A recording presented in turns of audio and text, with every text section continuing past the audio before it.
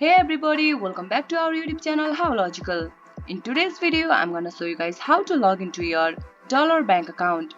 For this guys, what you need to do is just open up any web browser as I have already opened the Microsoft Edge and bring up the search bar and type in Dollar Bank login and hit the search. Make sure it takes you to the official link dollar.bank. Just click on that first link.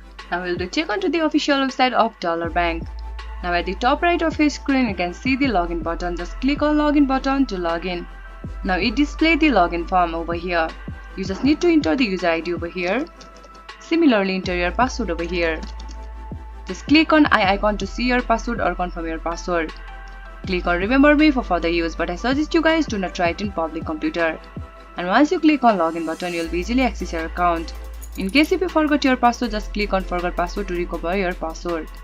If you don't have any account of Dollar Bank, just click on sign up button to make a new account. This was for today's video. If you guys find this video helpful, don't forget to give it a thumbs up. And do not forget to subscribe our channel. And also hit the bell icon for our latest video. And drop a comment for reviews and more content like this. I'll see you guys again in our next video. Thank you for watching.